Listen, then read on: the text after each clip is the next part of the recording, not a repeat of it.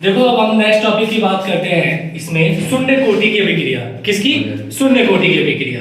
जैसे हमने पिछली वीडियो में अपने कोटि और मैंने आपको क्या नाम है पावर के बारे में बताया था कि कोटि क्या चीज होती है। एक बार और डिस्कस कर लेंगे। कम से कम इसमें हम 3 टॉपिक डिस्कस करेंगे। एक तो शून्य कोटि की अभिक्रिया, और इसमें आणविकता क्या है, और इसमें कोटि क्या चीज है। ठीक है, अच्छा तो चलो स्टार्ट करते हैं। तो सबसे पहले मैं आपको कोटि समझा देता हूँ एक बार फिर से रिवीजन के लिए कि कोटि क्या चीज है। तो कोटि हम उसे कहते हैं जैसे कोई चीज कोई उसका बेस की पावर कितनी है। जो हमने केमिकल बॉन्ड लिया है, जो हमने केमिकल इक्वेशन में लिया है, तो उस इक्वेशन की वेग स्थिरांक कितना है, जिससे कि हम ये पता कर सके कि उसकी कोटि कितनी है, उसका ऑर्डर कितना है। कोटि बोले तो order, it means order. Order क्या चीज है कि कितने ऑर्डर पे, जैसे मान लो हमारे पास ये CH3COO C2H5 है। अब इसमें हमने NaOH मिला दिया, ठीक है, सोडियम। अब जैसे इसमें मिलाने पे क्या होगा, देखो ये सोडियम जो है ये इससे क्रिया कर जाती है, दिख रहा होगा आपको यहाँ क्रिया कर गई इससे, और इसमें OH के साथ क्या होता है C2H5 चला जाता है, जो कि क्या बनाता है, अल्कोहल बना देता है कि नहीं। तो इसकी कोटि बताता है कि हमने इसकी कोटि में देखो कोई भी परिवर्तन नहीं आया, तो इसकी कोटि कितनी होगी, शून्य। मतलब मात्रा का, जैसे मान लो मेरे पास 2 कार्बन इस साइड होते और 2 कार्बन इस साइड होते, तो दोनों मात्राएं सेम है ना। अब जब मात्राएं सेम है तो कोई इसकी कोटि नहीं बता पाएगा, क्योंकि कोटि इसका क्या होगा, शून्य होगा। अगर यहाँ 2 मात्राएं या 1 मात्रा है, तो मैं बोलूँ इन दोनों में से किसकी कोटि ज्यादा होगा, किसका ऑर्डर ज्यादा होगा। तो इट मींस किसका ऑर्डर ज्यादा होगा, जहां पर वो 2 है, जहां पर वो 2 कार्बन है, इसीलिए उसकी कोटि ज्यादा होगी। तो हम लोग कोटि कैसे पता करते हैं, ऑर्डर से, कि दोनों साइड पर उसकी उत्क्रमणीय और अनुत्क्रमणीय क्रिया पे ऑर्डर कितना हो रहा है, ये चीज देख लेंगे। चलिए अब हम अपने टॉपिक पे बात करते हैं। सबसे मेन टॉपिक है हमारा शून्य कोटि की अभिक्रिया। पेपर के पॉइंट ऑफ व्यू से सबसे ज्यादा क्वेश्चन पूछा जाता है शून्य कोटि की अभिक्रिया।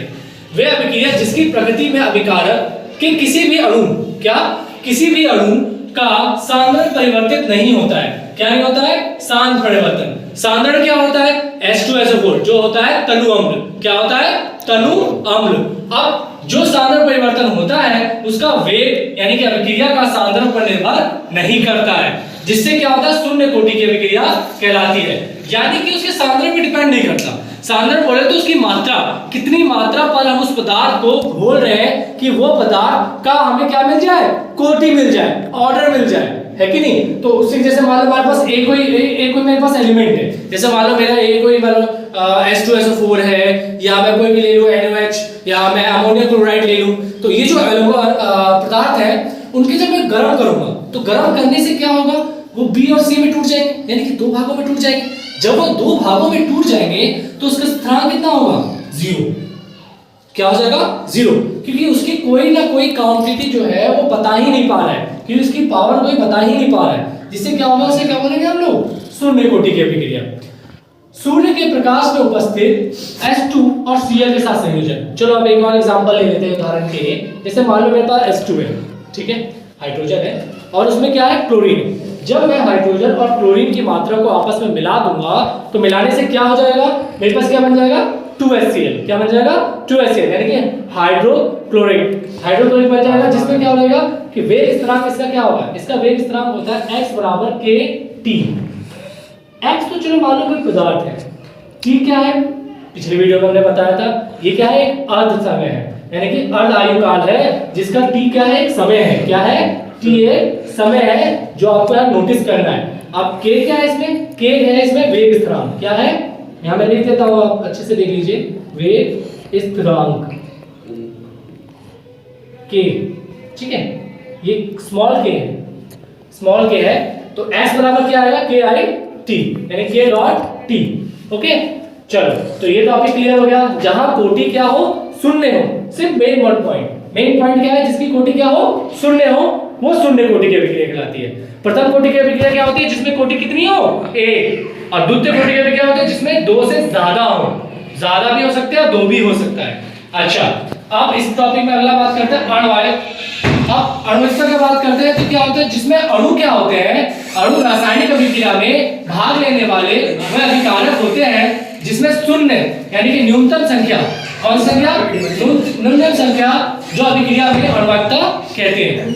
क्या कहते हैं, आणविकता कहते हैं, जो कि क्या होता है, NH4NO2 बनता है। जैसे मान लो ये अमोनिया, क्या हो गया, अमोनिया नाइट्रो ऑक्साइड है, ठीक है। अब इसको मिलाने पे हमने क्या बना दिया, H2O, यानी कि पानी मिलाने पर इसमें कितना सोडियम निकाल, नाइट्रोजन निकाल दिया, N2, कितना नाइट्रोजन निकाल दिया, N2 निकाल दिया।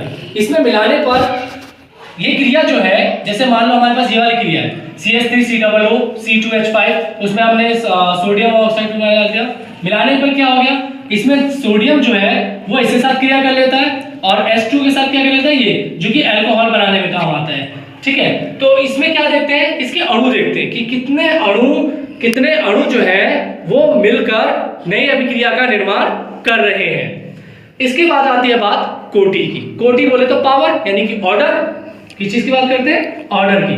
अब ये जो ऑर्डर है वो कैसे देखते हैं, किसी रासायनिक अभिक्रिया में भाग लेने वाले पदार्थ जो अणुओं की संख्या, किसकी संख्या, अणुओं की। जैसे मान लो मैंने कार्बन ले लिया, ये अमोनिया ले लिया, NH4 ले लिया, या NO2 ले लिया, ये भी तो अणु है। आपस में मिला करके मैंने क्या कर रहा हूं, अलग अलग कर रहा हूं, जो कि क्या है, पानी और N2 यानी कि नाइट्रोजन को आपस में मिलाने पर ये चीज हमें वापस मिल जाएगी।